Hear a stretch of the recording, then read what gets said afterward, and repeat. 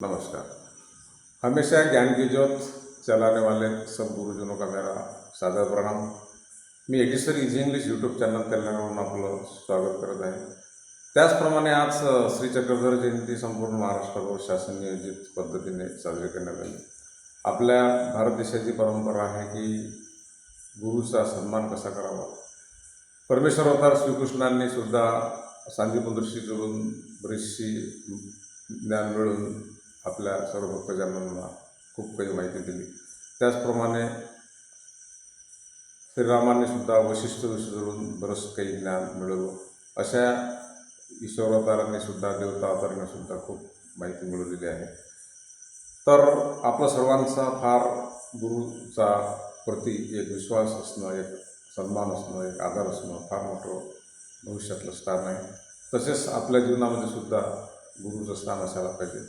प्रथम आपले आईवडील हे आपले पहिले गुरु असतात, त्यानंतर शिक्षकाकडून आपल्याला पहिल्या वर्गापासून माहिती मिळत आपल्या भविष्याची उज्ज्वलता आपल्याला दाखवावी लागते।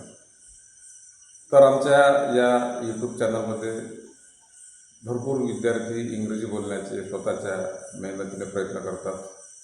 त्यांनी सांगितलेल्या गोष्टीचं पालन करून त्यांनी बरेचसे व्हिडिओ आजपर्यंत तयार केले आणि जे विद्यार्थी इंग्रजीला भीत असतील, घाबरत असतील, ज्यांना इंग्रजीबद्दल शंका येतात की बाबा आपण वाक्य कसे काय बनायचे, तर मी पुनश्च तुम्हाला आजच्या शिक्षक दिनानिमित्त शुभेच्छा देऊन एक घरगुती चालता बोलता हसता खेळता इंग्रजी बोलण्याचं साधन, आपण अशी कोणती जरी वस्तू एखादी उचलली तर त्या वस्तूच्याबद्दल आपल्याला जे काही दिसत असेल त्याच्याबद्दल आपण थोडंफार जरी माहिती गोळा केली, this is, that is, this was, that was, अशी जे काही वस्तू असतात। समजा आता एखादा आपला जो पेन आहे, तो पेन जर आपल्याजवळ असेल तर मग आपल्याला आय हॅव पेन असं म्हणावं लागेल की बाबा माझ्याजवळ पेन आहे। आणि त्या पेनाचं थोडं कधी अंतर आपल्याला असेल तर मग pen is near of me असं आपल्याला म्हणावं लागेल। तो पेन जर दूर असेल तर दॅट इज पेन असं आपल्याला म्हणावं लागेल।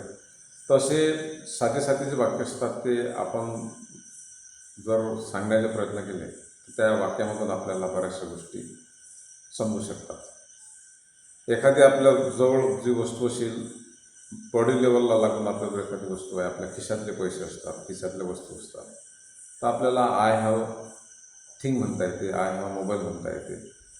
तर अशा बऱ्याचशा गोष्टी आहेत की ज्या आपल्याला इंग्रजीमध्ये कळतात परंतु आपल्याला त्या सांगता येत नाही। तर छोट्या मोठ्या शब्दाचं असं एक विश्वासपात्र वाक्य बनवले पाहिजेत।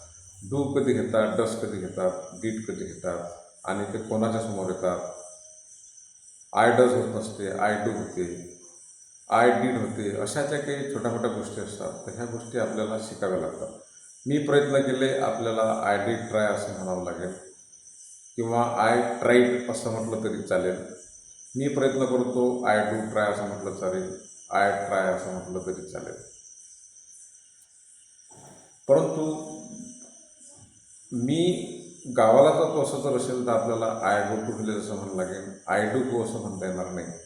कारण कसं असते की शब्दाच्या अर्थामध्ये जर करणे शब्द आलेला असेल तेव्हाच आपल्याला डू टाकता येते। जर आपल्या बोलण्यामध्ये मराठीच्या कर्त्याच्या अर्थामध्ये केला गेली असेल तर आपल्याला डीड घेता येते।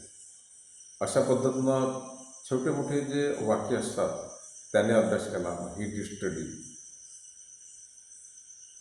आम्ही काम केलं, वी डिड स्टडी, आम्ही काम करतो, वी डू स्टडी।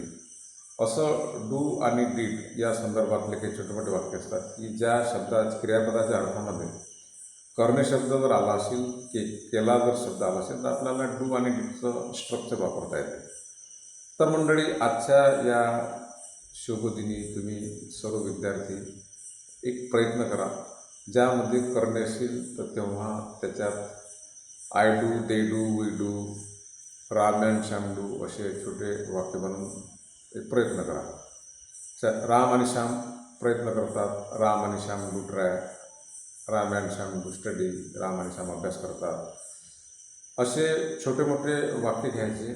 अनेक वचनी करता असेल, प्रथम पुरुषी असेल, द्वितीय पुरुषी असेल, त्याच्यासमोर तुम्ही डू घ्या, you do, I do, they do अशा पद्धतीनं। आणि तिसरा करता असेल तर ही डज, शी डज घ्या। एखादे नाव असेल तर Ram does, Sita does, Sita does try, ती प्रयत्न करते अशा पद्धतीनं। म्हणजे क्रियापदाच्या अर्थामध्ये करणे असणं फार गरजेचं आहे. एकवचनी असेल तर डज, अनेकवचनी प्रथम द्वितीय असेल तर डू, आणि डीडला तर कोणतेही कर्ते चालत असतात. We did, I did, she did, आम्ही प्रयत्न केले, आम्ही अभ्यास केला, अशा पद्धतीने. तसं डू आणि डज डीड या तिघांचं जे स्ट्रक्चर आहे ते कर्त्यानुसार तुम्ही फॉलो करा आणि थोडेसे बोलण्याचे प्रयत्न करा अशी माझी अपेक्षा आहे. पुन्हा आजच्या शिक्षक दिनाच्या आणि त्रिचक्र जयंतीच्या तुम्हाला मनपूर्वक शुभकामना. धन्यवाद.